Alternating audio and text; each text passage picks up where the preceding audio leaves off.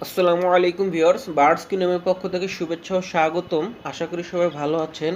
আজকে আমি আপনাদের সাথে স্পেশালি খুব গুরুত্বপূর্ণ একটা বিষয় শেয়ার করব। সেটা হলো যে আমাদের বাজরিগার পাখি কারো দেখা যায় ৫টা ৬টা ৭টা বাচ্চা দেয়, ৮টা বাচ্চা দেয়, কারো ৩টা দেয়, 4টা দেয়, কিন্তু সবগুলো বাচ্চা বাঁচে না। দেখা গেল যে ৫টা বাচ্চা দিলে তার মধ্যে ২টা বাঁচে বা ৩টা বাঁচে অথবা ২টা মারা যায়।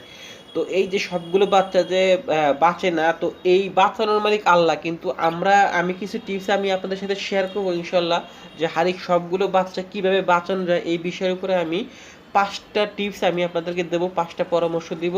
আপনারা যদি এই 5টা পরামর্শ ইনশাল্লাহ ভিডিওর শুরু থেকে শেষ পর্যন্ত দেখেন, ভিডিওটি না টেনে, তাহলে ইনশাল্লাহ আশা করি আপনাদের উপকারে আসবে ইনশাল্লাহ।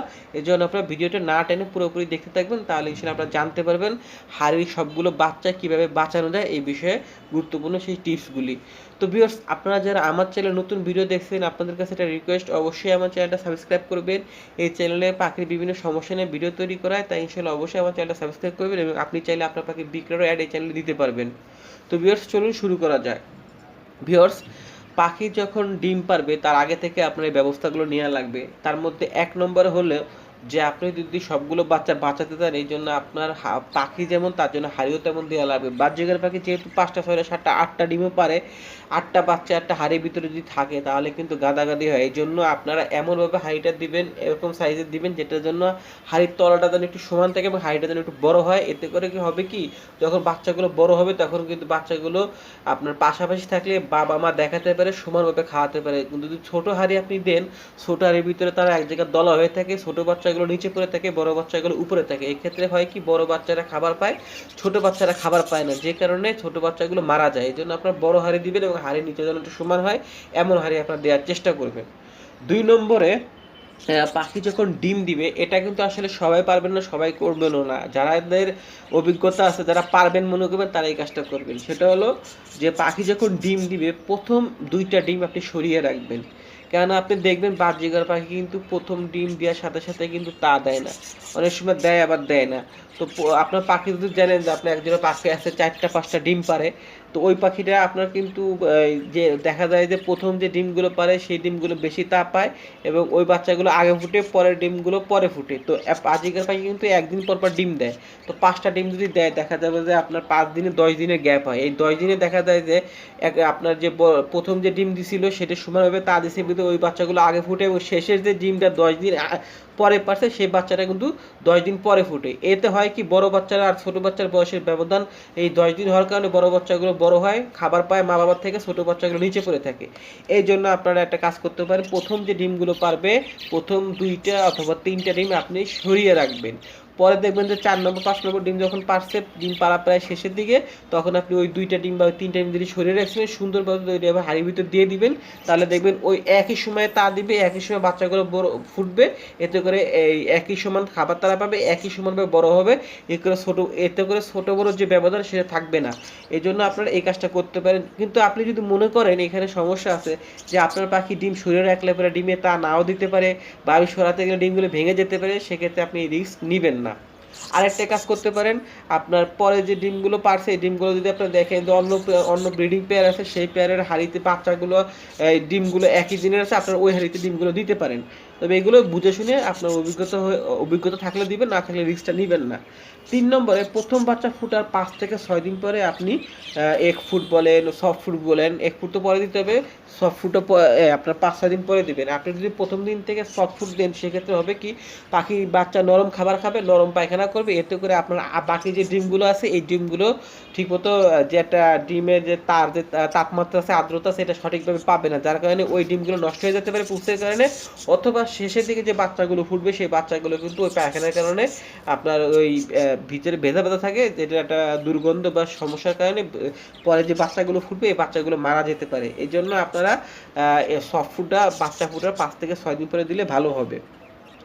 4 নম্বরে সবগুলো বাচ্চা ফোটার পরে যখন দেখবেন বেবিদের বয়স 15 থেকে 18 দিন বা 20 দিন হয়ে গেছে বড় বাচ্চাগুলোর, তখন আপনি একটা কাজ করবেন। যেহেতু আপনার দেখবেন যে সবগুলো ডিম একসাথে ফুটে না, বড় বাচ্চাগুলো বড়, ছোট বাচ্চাগুলো নিচে পড়ে থাকে, খাবার ঠিকমতো পায় না, ওরা ঠিকমতো বড় হতে পারে না। এজন্য আপনি 2 ভাগ করতে পারেন। আপনার যে বড় বাচ্চাগুলো আছে, যেগুলো 15 থেকে 18 দিন বা 20 দিন হয়ে গেছে, আর হাইটে যে 7-8 দিনের বাচ্চাগুলো আছে, তখন আপনি করবেন কি, এই বড় বাচ্চাগুলো আপনার যদি আরও পাখি থাকে যেখানে আপনার ওই একই বয়সের অন্য হাঁড়িতে 18-20 দিনের বেবি আছে, আপনারা সেই হাঁড়িতে এই বাচ্চাগুলো শিফট করতে পারেন। সেক্ষেত্রে হবে কি, ওই বাচ্চাগুলো ওই হাঁড়িতে খাবে, একই সাথে ওই পাখিগুলো দেখবেন সুন্দর মতো খাবে, কোনো সমস্যা হবে না। তবে এই ক্ষেত্রে কি, আপনি যদি পারেন অন্ধকারে বা আপনার এমনভাবে ওই বাচ্চাগুলোকে অন্য খাঁচায় দিবেন, যাতে ওই যে খাঁচায় দিলে ওই খাঁচায় মা বাবা যেন দেখে না যে আপনি এখানে নতুন করে বাচ্চা দিচ্ছেন। একটু আবদালে আড়ালে অন্ধকারে সন্ধ্যার দিকে দিলে ভালো হয়। এতে করে আপনার ওই হাঁড়িতে যে বাচ্চাগুলো আছে, ওই বাচ্চাগুলো সমান খাবার পাবে, আর এই বাচ্চাগুলো বড় হতে থাকলে একই সময়তে খাবার পাবে। এই কাজটা আপনারা করতে পারেন। তারপরে আপনার যে জিনিসটা হলো যে, আপনার যদি এরকম না থাকে যে আপনার অন্য পেয়ার নাই, আপনার একটাই পেয়ার আছে, সে একটা পেয়ারই আপনার ডিম বাচ্চা করছে, কিন্তু ছোট বাচ্চার বয়স 7-8 দিন, বড় বাচ্চার বয়স 18 থেকে 20 দিন। এক্ষেত্রে আপনি কি করবেন? এক্ষেত্রে আপনার একটা কাজ করতে পারেন, সেটা হলো যে বড় বাচ্চাগুলোকে আপনি একটা মালসায় দিবেন, বড় মালসায় কিছু কাউন দিয়ে দিবেন, আর দেখবেন ছোট বাচ্চাগুলো হাইতে থাকবে, যেগুলো 7-8 দিন বা 10-12 দিন বয়স। তাহলে দেখবেন যে বড় বাচ্চাগুলোকে বাবা পাখি খাওয়াচ্ছে, আর ছোট বাচ্চাগুলোকে মা পাখি হাঁড়িতে খাওয়াচ্ছে, এভাবে খাওয়াবে দেখবেন। তো এটা আপনি একটা জিনিস খেয়াল করবেন, এটা যখন করবেন তখন দেখবেন আপনার ওই বাচ্চাগুলোকে আবার বাবা পাখি যেগুলো হাঁড়িতে রাখছেন, বা হাঁড়িতে বাবা পাখিগুলো বাবা পাখিটা বাচ্চাকে খাওয়াচ্ছে কিনা। যদি দেখেন যে বাবা পাখি বাচ্চাকে খাওয়াচ্ছে না, তাহলে আপনার সেক্ষেত্রে উচিত হবে এই বাচ্চাগুলোকে আবার আপনার ওই হাঁড়িতে রেখে দেয়া, যাতে করে ধরুন এই বাচ্চাগুলো আবার না খেয়ে না মারা যায়। তো এরপরে আপনার পাখির বাচ্চার বয়স যখন আপনার 25-26 দিন হয়ে যাবে, তখন অবশ্যই আপনার বড় বাচ্চাগুলোকে মালসায় নামিয়ে রাখতে হবে এবং আপনার কাউন খাওয়ানো শেখাতে হবে। যদি কাউন খাওয়া পাখি শিখে যায়, তাহলে কিন্তু আপনার একটা জিনিস সুবিধা হবে, সেটা হলো একটা বাচ্চা যতক্ষণ পর্যন্ত নিজে না খাওয়া শিখে ততক্ষণ তার রিস্ক থেকে যায়। কেননা ম্যাক্সিমামই পাখাল যারা আছেন তারা কিন্তু আসলে পাখিকে হ্যান্ড ফিডিং করাতে পারেন না। হ্যান্ড ফিডিং ফর্মুলা থাকে, এগুলো থাকে না।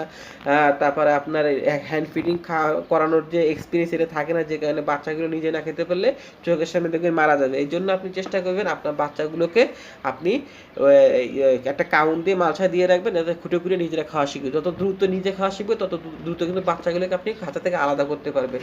এইভাবে যখন আপনার পাখির বাচ্চার বয়স 30 থেকে 35 দিন হয়ে যাবে, নিজে খাওয়া শিখে যাবে, তখন আপনি বাচ্চাগুলোকে আলাদা করে দিবেন। আরেকটা জিনিস, সেটা হলো আপনার হাঁড়ি কিন্তু নিয়মিত পরিষ্কার করতে হবে। আপনি যদি হাঁড়ি নিয়মিত পরিষ্কার না করেন, যখন দেখবেন আপনি পাখির বয়স 10 থেকে 15 দিন হয়ে গেছে, আপনি নিয়মিত 1 ফুট সফট ফুড দিতেছেন, তখন দেখবেন পাখির হাঁড়ির ভিতরে নরম পায়খানা পড়ে থাকবে। এই জন্য আপনার হাঁড়ি কিন্তু 2 দিন 3 দিন পর পর পরিষ্কার করা উচিত হবে। এক্ষেত্রে আপনার হাঁড়িটা বের করে আপনার যে পাখিগুলো থাকবে, বাচ্চাগুলোকে সুন্দর একটা জায়গায় রাখবেন বা একটা হাঁড়িতে রাখবেন। ভালো হয় যদি আপনার 2টা হাঁড়ি থাকে, তাহলে আপনি ওই হাঁড়িটা বের করে বাচ্চাগুলোকে আপনি এই হাঁড়িতে রেখে দিবেন এবং ওই হাঁড়িটা পরিষ্কার করবেন, করে আবার 2 দিন পরে যখন আপনার এই হাঁড়িটা আপনার নোংরা হয়ে যাবে, তখন আপনি এই হাঁড়িটা বের করে আবার এই হাঁড়িটা পরিষ্কার করে দিয়ে দিবেন। এক্ষেত্রে আপনার সুবিধা হবে কি, যে আপনার সাথে সাথে হাঁড়িটা দিতে পারবেন। 2টা হাঁড়ি থাকাই ভালো। তো ভিউয়ার্স, এই হলো আপনারা, আমি যতটুকু পারছি আপনাদেরকে সঠিকভাবে বোঝানোর চেষ্টা করছি যে 5টা নিয়ম, এই 5টা নিয়ম যদি ফলো করেন, ইনশাআল্লাহ আশা করি আপনার পাখিগুলো বাঁচানো সম্ভব হবে। তো ভিউয়ার্স, যদি ভিডিওটি ভালো লাগে অবশ্যই লাইক দিবেন এবং আরও ভালো ভালো ভিডিও পেতে আমাদের সঙ্গেই থাকুন। আর কোনো প্রশ্ন থাকলে আপনারা কমেন্ট করতে পারেন। আর আগামীতে কোন বিষয়ে ভিডিও তৈরি করলে আপনাদের উপকারে আপনারা জানাবেন, আমি ইনশাআল্লাহ চেষ্টা করবো সেই বিষয়ের উপর ভিডিও তৈরি করার জন্য। তো সবাই ভালো থাকবেন, আল্লাহ হাফেজ।